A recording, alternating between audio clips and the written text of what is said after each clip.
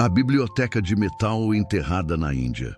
O livro que não pode ser lido. Em 1929, sob o calor sufocante do Deccan Plateau, na Índia Central, um grupo de arqueólogos britânicos escavava os escombros de um templo esquecido.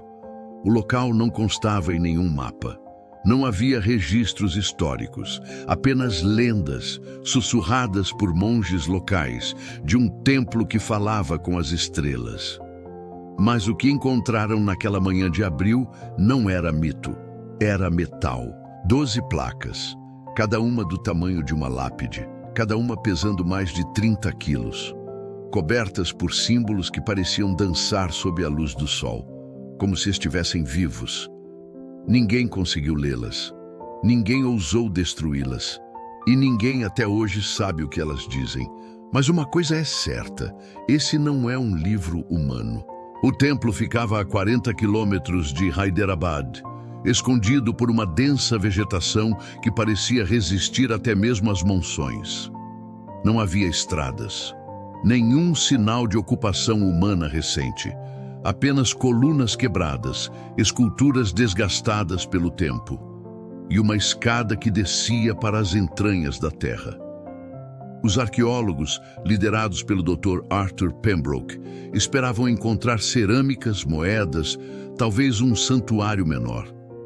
O que encontraram foi uma câmara perfeitamente selada, com paredes de basalto polido e um piso de quartzo fundido. No centro, dispostas em círculo, estavam as placas, feitas de uma liga metálica que não constava em nenhuma tabela periódica da época. Os relatórios originais foram classificados pelo Serviço Arqueológico da Índia em 1931. Pembroke escreveu em seu diário: "Este metal não enferruja, não arranha, não derrete. É como se tivesse sido forjado fora do tempo." Fora do tempo ou fora da terra. Durante décadas, as placas permaneceram trancadas em um cofre do Museu de Hyderabad, até 1973, quando o físico nuclear Dr. Anil Desai obteve permissão para analisá-las sob supervisão militar. O que ele encontrou chocou a comunidade científica indiana. A liga continha 78% de ferro, 12% de alumínio, 5% de silício e 5% de um elemento desconhecido. Um isótopo estável que não existe na crosta terrestre, mais denso que o ósmio, mais resistente que o grafeno e com propriedades piezoelétricas anômalas, ou seja, gerava uma corrente elétrica constante quando submetido à pressão atmosférica. Mas o mais estranho, as placas emitiam uma frequência de 7,83 Hz, a chamada frequência de Schumann, a ressonância natural da Terra, como se estivessem sintonizadas com o planeta. Hoje, com nanotecnologia, mal conseguimos replicar ligas com metade dessa estabilidade. Em 1973, era impossível. E ainda é, honestamente. Isso não é tecnologia antiga, é tecnologia deslocada. Enquanto os físicos se debruçavam sobre a composição do metal, linguistas tentavam decifrar os símbolos gravados em sua superfície. Mais de 1.842 caracteres únicos, nenhum repetido de forma aleatória, padrões fractais, sequências que seguem a proporção áurea. E, em certos ângulos de luz, os símbolos parecem mudar de forma, como se respondessem à observação. Em 1987, um estudante de computação chamado Arjun Mehta teve uma ideia radical. E se aquilo não fosse uma língua, mas um programa? Ele digitalizou as placas e aplicou algoritmos de reconhecimento de padrões. O resultado? Os símbolos se alinhavam perfeitamente com sequências de DNA humano, mapas estelares do aglomerado de Híades e equações de onda quântica. Arjun gravou em um vídeo caseiro de 1999. Não é um livro para ser lido com os olhos. É um dispositivo, um disco de armazenamento, e acho que ele está esperando o leitor certo. 2 meses depois, Arjun desapareceu. Seu apartamento foi encontrado intacto, seu computador apagado, exceto por um arquivo chamado Vimana TXT.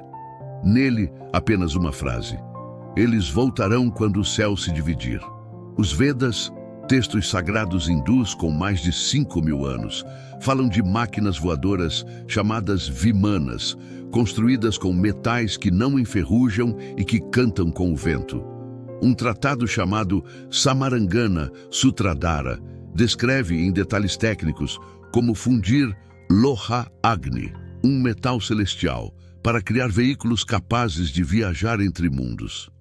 Coincidência ou memória distorcida de uma tecnologia real? Os antigos rishis não falavam de deuses, falavam de visitantes e diziam que deixaram registros de conhecimento enterrados nos 4 cantos da terra. Um deles sob o templo de Dakshina Kashi, que é exatamente onde as placas foram encontradas. Dakshina Kashi, a Benares do Sul, um local sagrado e agora proibido. Desde 1992, o acesso ao sítio arqueológico foi bloqueado pelo governo indiano, oficialmente por razões de segurança, oficiosamente porque algo lá embaixo ainda está ativo. Documentos vazados em 2016 revelaram que, em 2004, o Departamento de Pesquisa e Desenvolvimento de Defesa da Índia conduziu um experimento com uma das placas. Eles a submeteram a um campo eletromagnético de alta frequência, tentando ativá-la. O que aconteceu foi captado por sensores sísmicos a 200 quilômetros de distância. Por 0,3 segundos, a placa emitiu um pulso de energia que desligou todos os equipamentos eletrônicos no raio de 500 metros. Satélites da ISRO detectaram uma microexplosão de raios gama vinda do local, algo que só ocorre em reações nucleares ou em buracos negros microscópicos. O projeto foi cancelado no mesmo dia. Todas as placas foram transferidas para uma instalação subterrânea perto de Bangalore. E o cientista-chefe, transferido para um hospital psiquiátrico, onde até hoje repete uma única frase: o livro não quer ser lido, quer ser ouvido. Mas a Índia não está sozinha.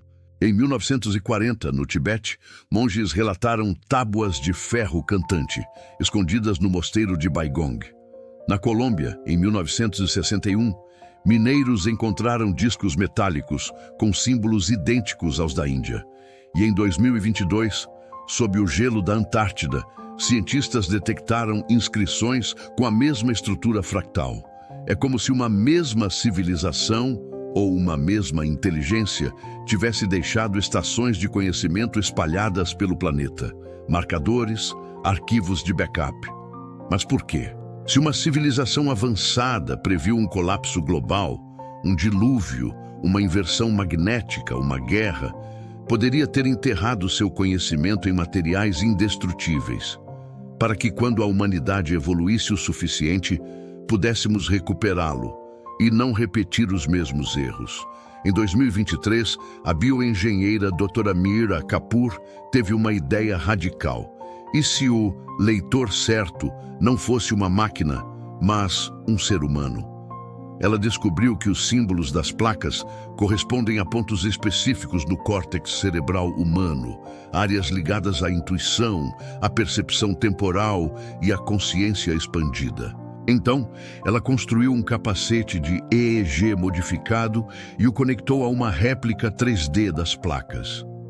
Quando um voluntário, um monge tibetano treinado em meditação profunda, usou o capacete, algo aconteceu. Seu cérebro entrou em ressonância com a frequência das placas. Suas ondas cerebrais atingiram 12 Hz, o estado hipnagógico entre vigília e sonho.